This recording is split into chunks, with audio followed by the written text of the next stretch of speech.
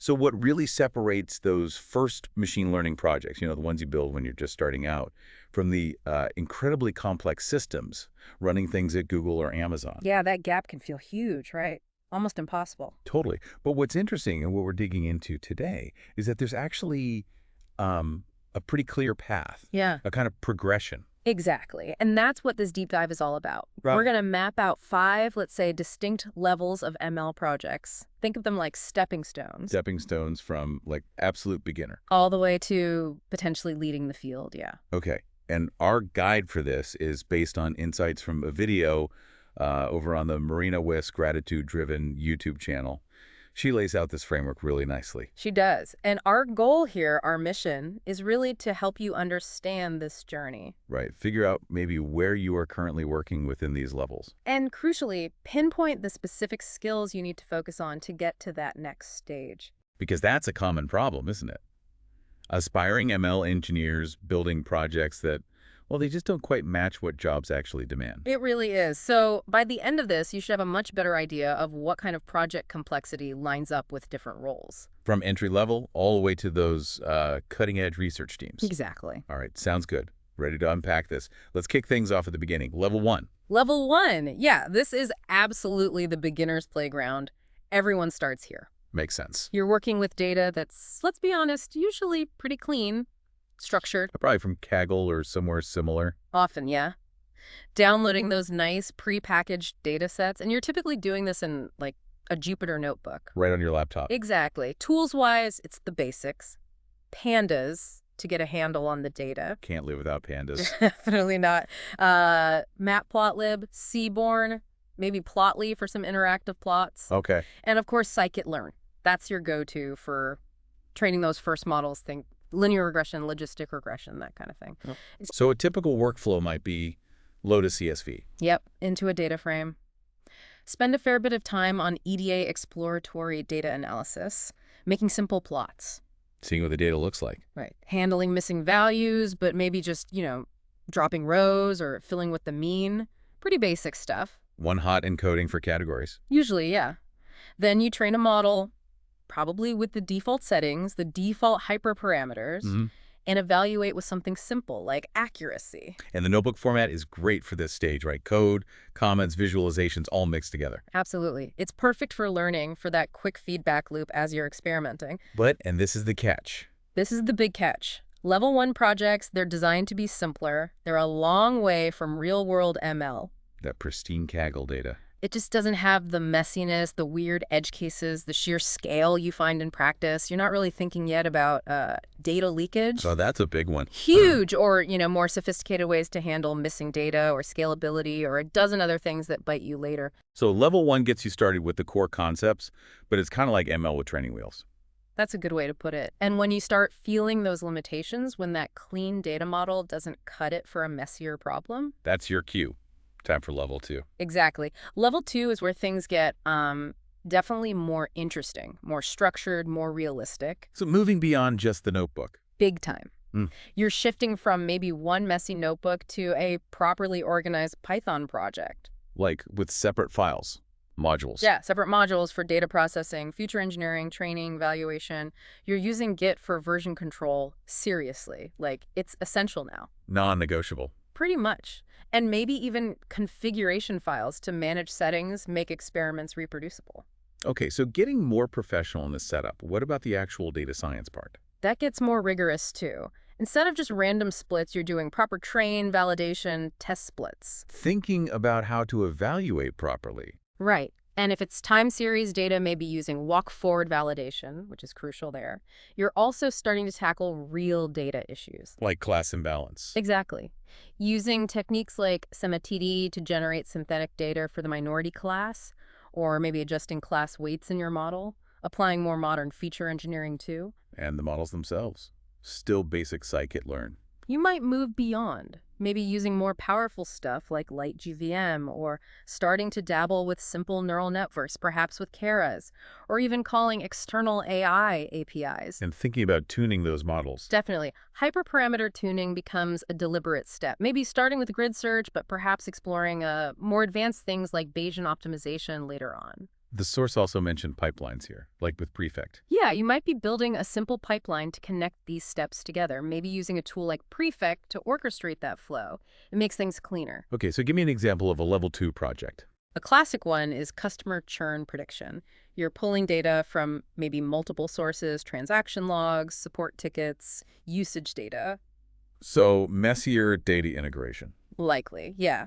And you're dealing with imbalance because churn is usually rare. You're doing careful feature selection to find what really predicts churn. And evaluating with more than just accuracy. Right, looking at precision recall curves, ROC curves, metrics that make sense for that business problem. Got it. So level 2 is about structure, handling more realistic data, and using slightly more advanced techniques.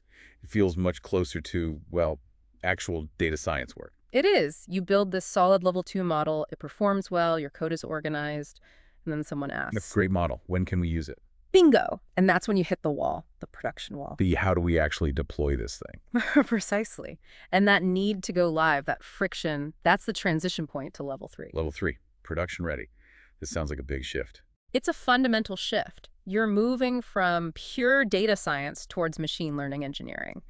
The focus isn't just building a good model anymore. It's making sure it works in the real world. Works reliably, serves actual users, drives business value. It's an operationalization. Which means a whole new set of tools, right? A whole new ecosystem. You need portability, consistency, so you're containerizing your model, probably using Docker. Makes sense. Package it up. Yep. Then you need to serve predictions. So building APIs maybe with FastAPI or Flask. The source mentioned tools like BentML that can help simplify packaging and serving. Okay, Docker, APIs. What else? Operation sounds key. Hugely. You got to think about load. Will it handle real traffic? Maybe setting up load testing. Monitoring becomes absolutely critical. Can't just deploy and forget. Definitely not. You need logging, dashboards, maybe using something like Grafana to see how your model is actually performing out there. And versioning everything. Everything, not just code, your data, your trained models, tools like DBC, MLflow with its model registry, that becomes standard practice. Okay, let's take an example, like that recommendation engine mentioned. Yeah, a content recommendation engine for, say, a small media site. The model itself might not be super complex, maybe still level 2-ish in its core algorithm. But the system around it is level 3. Exactly. It's packaged in Docker, deployed as a microservice. It might do batch predictions overnight, but also have a real-time API for instant recommendations. And the monitoring is built in, tracking click-through rates. Latency, making sure it's fast enough, and crucially, monitoring for feature distribution shifts. Checking if the incoming data starts looking different from the training data. Precisely. That's a major reason models degrade in production. You need to catch that. And reliability features, like shadow deployments. Yeah, or circuit breakers. Ways to ensure that if the ML part fails, the whole system doesn't crash. It can fall back to something simpler. Wow, okay. Level 3 is definitely a big step up in complexity. It's not just about accuracy anymore. Not at all. You're juggling accuracy with inference speed, throughput, cost, reliability, maintainability. It's a whole different ballgame. And once you're managing these production systems, as they grow, As they scale, as the business depends on them more, you inevitably run into the next set of challenges: complexity management, industrial scale performance. which brings us to level 4, scalable systems. Right. This is about building really robust, large-scale ML systems, the kind that thrive in complex enterprise environments. You're managing an ecosystem now. So heavy reliance on cloud platforms. Absolutely. AWS SageMaker, Google Vertex AI, Azure ML. You're using their managed services for deployment, scaling, MLOps features. And orchestration must be Vital. Managing complex, multi-step workflows, often using Kubernetes for container orchestration at scale, paired with workflow tools like Airflow, or, again, maybe Prefect for scheduling and monitoring those pipelines. What about the models in training at this level? Still light GBM. You might be using much more advanced models. Deep learning frameworks like PyTorch or TensorFlow are common, maybe for custom architectures. And optimization becomes critical, especially with big models. For sure. You're looking at techniques like model quantization to make them faster, knowledge distillation to train smaller, efficient models, maybe LoRa for fine-tuning huge language models efficiently. Experimentation gets more serious too, I imagine. Much more rigorous. Using platforms like Weights and Biases or MLflow for really systematic experiment tracking, comparison, hyperparameter optimization. You're also likely dealing with truly massive data sets and models. So distributed training across clusters of GPUs, Using techniques like, pipeline parallelism, data parallelism, yeah, ways to split up the work, and feature stores become really important. the centralized place for features. Exactly. To ensure consistency between training and serving, avoid that nasty skew, and automated retraining pipelines are pretty standard. Triggered by. Often by monitoring, detecting data drift or performance degradation, keeps the models fresh automatically. And comprehensive A/B testing frameworks. Essential for safely rolling out new model versions and measuring their actual impact in production. Okay, example time. The fraud detection system. Perfect level 4 example. Real-time fraud detection for a big bank. Needs super advanced algorithms, maybe ensembles, for high accuracy and low false positives. And it has to be incredibly fast and handle huge volumes. Right. Deployed on AWS or Azure, using auto-scaling to handle fluctuating load, the monitoring isn't just, is it up? It's tracking business KPIs, detecting drift, ensuring regulatory compliance. It's intense. So level 4 is really about marrying cutting-edge ML with industrial strength engineering and operations. That's a great summary, balancing innovation with reliability at scale. And pushing those boundaries, that innovation, that leads naturally to the final level. It does, level 5. Frontier innovation, the bleeding edge. This isn't just applying stuff anymore, is it? No, this is actively defining the future, inventing brand new approaches, pushing the theoretical limits of AI. It's research territory. So what kind of things are we talking about here? Could be designing totally novel neural network architectures, or building self-supervised systems that learn from massive unlabeled data sets, finding new ways to apply reinforcement learning. Hybrid models, too, combining symbolic logic and neural nets. Yeah, that's a big area. Or even designing custom hardware like AI accelerators for specific future tasks. The example in the source was WILD, the Autonomous Scientific Discovery System. Wasn't it?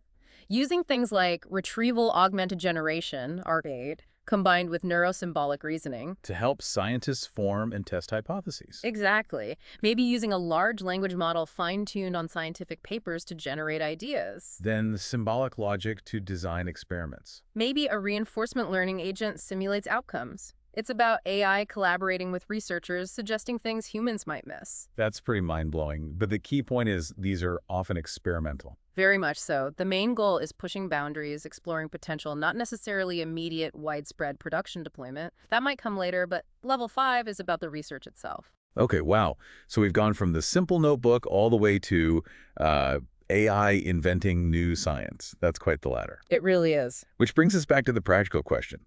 What level project do you, the listener, actually need to build to get a job? And the honest answer, like the source says, is it really depends on the role. Okay, let's break that down. Entry-level data scientist. You need solid level 2 projects. Forget the basic Kaggle tutorials. Employers want to see you've tackled messier, more realistic data. Showed proper validation, structured your code. Exactly. Your GitHub should highlight end-to-end projects using pandas, scikit-learn, maybe some visualization where you solved a problem yourself. Right. Moving up. Mid-level data scientist or maybe entry-level ML engineer. Level 3 projects become basically table stakes. You have to show you understand production. So Docker, APIs, monitoring concepts. Yep. Containerization. Building simple APIs to serve predictions, thinking about monitoring. Bonus points for showing CI/CD experience or versioning data and models. Got it. And for the more senior roles, MLOps, ML platform engineer. Level 4 capabilities are critical there. You need to prove you can handle complexity and scale. Cloud platforms. Orchestration like Airflow or Kubernetes. Feature stores, automated retraining pipelines, handling distribution shift, designing A/B tests. Demonstrating experience with those scalable system components is key. And finally, those research roles in AI-first companies. That's where level 5 comes in. Publications in top conferences, projects that genuinely push the state of the art.